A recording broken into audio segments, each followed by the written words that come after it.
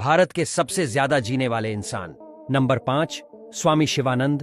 भारत के ये बाबा की उम्र 127 साल, लेकिन चुस्ती और फुर्ती ऐसी कि देखने वालों को भरोसा ना हो। इनकी प्रतिभा के कारण इन्हें भारत के प्रेसिडेंट और प्रधानमंत्री द्वारा पद्मश्री अवार्ड दिया गया।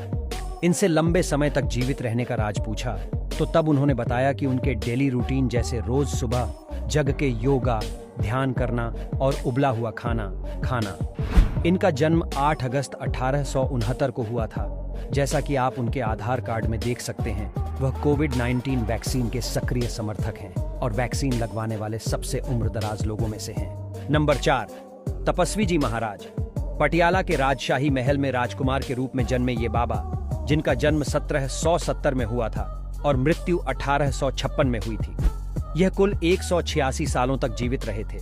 जहां इनका जन्म हुआ वह किसी राज्यशाही महलों से कम नहीं था। उनके लंबे समय तक जीवित रहने का रहस्य है कि उन्होंने काफी सालों तक बहुत कठोर तपस्या करी और अपनी जवानी वापस पाने के लिए प्राचीन वैदिक तकनीक कायाकल्प का उपयोग करते हुए 3 बार इस्तेमाल किया।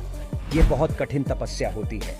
कायाकल्प उपचार एक प्राचीन वैदिक तकनीक है जो शरीर को जवान और स्वस्थ रखने के लिए इस्तेमाल की जाती है। नंबर 3, देवराहा बाबा।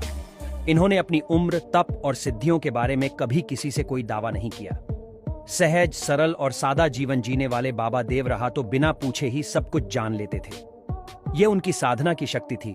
ऋषि मुनियों के देश भारत में ऐसे कई संत हुए हैं जिन्हें दिव्य संत कहा जाता है। ऐसे ही एक दिव्य संत थे देवराहा बाबा। सहज, सरल और शांत प्रवृत्ति के बाबा को बहुत ज्ञान था। इनका जन्म 1740 में हुआ था और मृत्यु 1990 में हुई थी।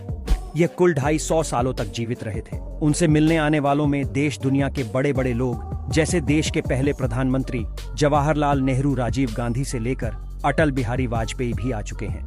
नंबर 2, महाराष्ट्र मुरासी।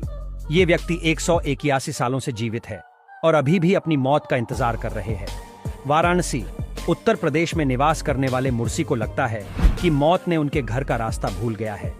उन्होंने 1835 में बेंगलोर में जन्म लिया था और 1903 में वाराणसी में चले आए और वह तब से ही यही रह रहे हैं। नंबर 1, श्री शिव प्रभाकर।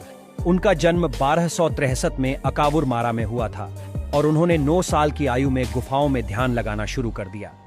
उन्होंने अत्यंत आध्यात्मिक शक्तियां प्राप्त की, जिनसे वे लोगों के भविष्य और सोच की पूर्वानुमान कर सकते थे।